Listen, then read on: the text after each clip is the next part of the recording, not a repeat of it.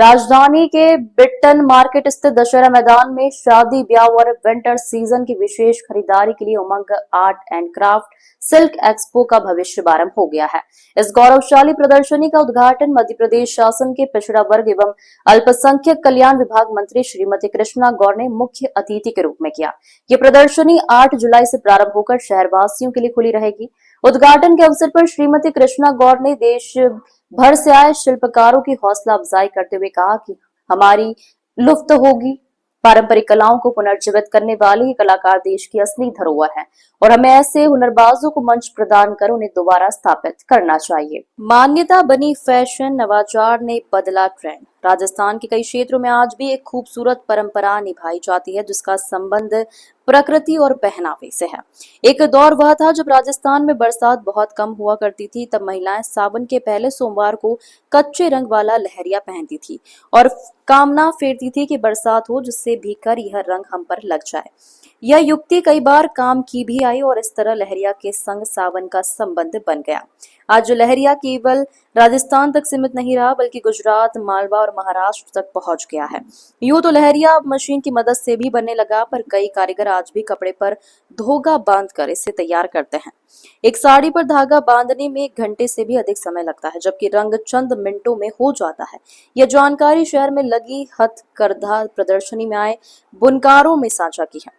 शहर में इन दिनों हथकरघा प्रदर्शनी जारी है। इसमें पारंपरिक बनकारी और उसमें हुए नवाचार फैशन परस्त युवतियों और महिलाओं को खासे पसंद आ रहे हैं। मॉनसून को ध्यान में रखते हुए बुनकर उनके अनुरूप ही परंपरा का ताना बाना लिए जा रहे हैं।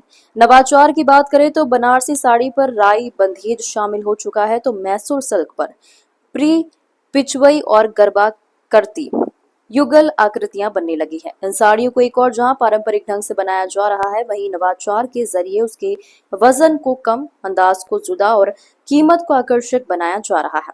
हथकरघा का यह ग्रेसफुल लुक युवतियों को भी रास आ रहा है।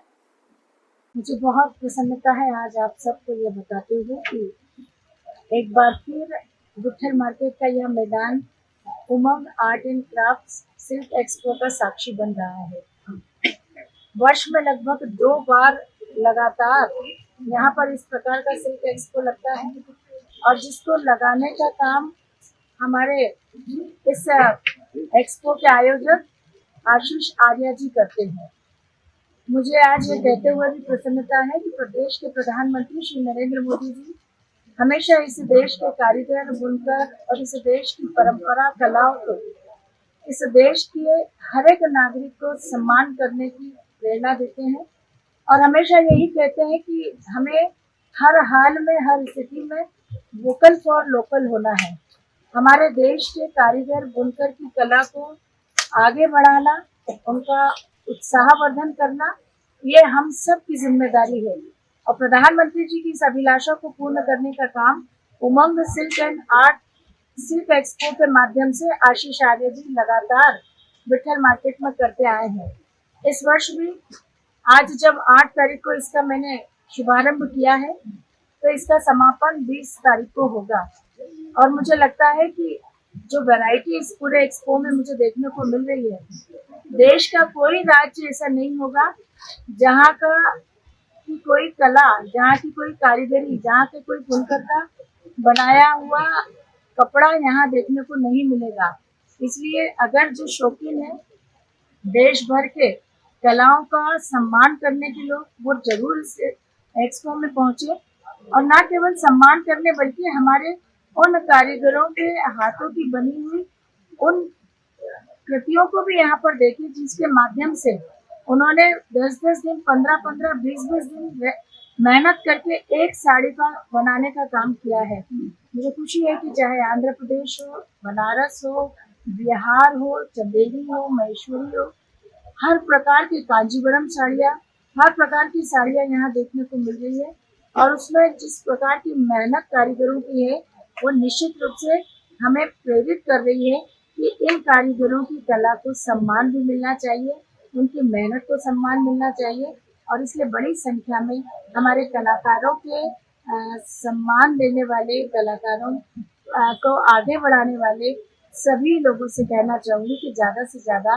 विठल मार्केट में आज से प्रारंभ हो रही इस Umang silk and art craft silk expo में आप ज़रूर आए और हमारे कलाकारों का मान बढ़ाए और यहाँ पर उनकी कला को खरीद कर उन्हें प्रेरित करें अपनी इस कला को और आगे बढ़ाने के लिए।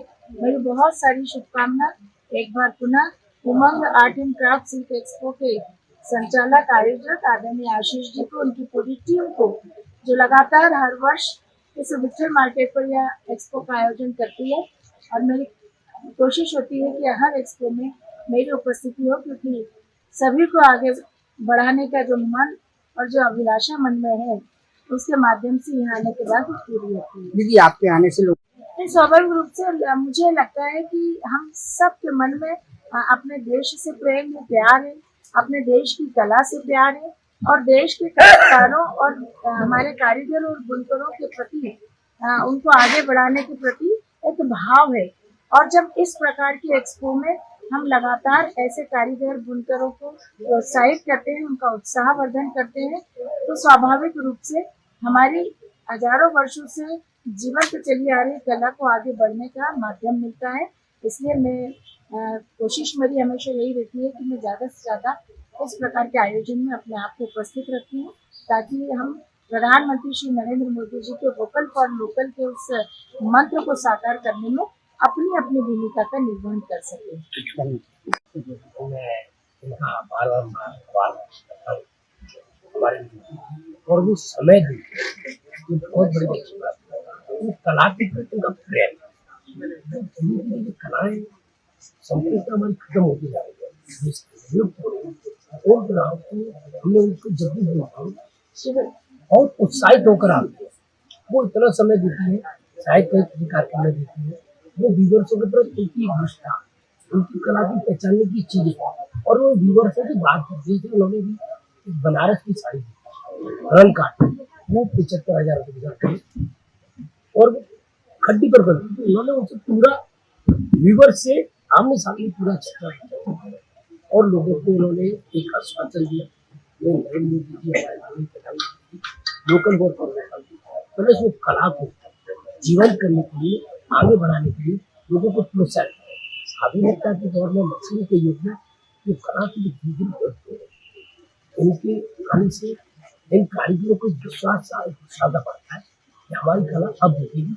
हमारा घर का लालन पालन पेट भर पोषण भोपाल में अगर मंत्री जी ने कहा है, अपने शब्दों से कहा है, उसका जो यहाँ के लोग कला प्रेमी वो बड़े उत्साह से लेते हैं और वो कल के बाद यहाँ भीड़ आना चाहिए, क्योंकि इन्होंने जो वर्ड बोले वही कला को हमको जीवित करता है।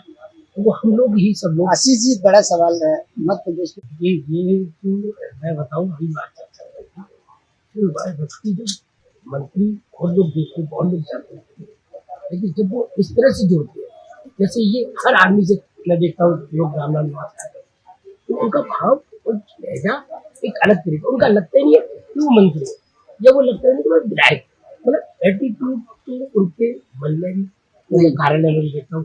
अभी इन्होंने समाधान बोली है, अभी भी कार्यक्रम में सिर्फ इसलिए लेट हो गई, बाहर से लोग आए थे, उनका आखिर था आशीष जी के लोग पूरे MP से आए, तो मैंने कोई बात नहीं, पहले वो जरूरी है उनका, तो उनका भाव है। और उनके सचिव साहब धोल मुख्यमंत्री है, उनके व्यापक उनका बोलचाल बोलने की तरीकी, तो ऐसी चीजें विधायक मंत्री के अंदर होती है। और महिला है, महिला मोर्चा अल्पसंख्यक ओबीसी की अध्यक्ष भी राष्ट्रीय बात है, एक बहुत बड़ा दायित्व है।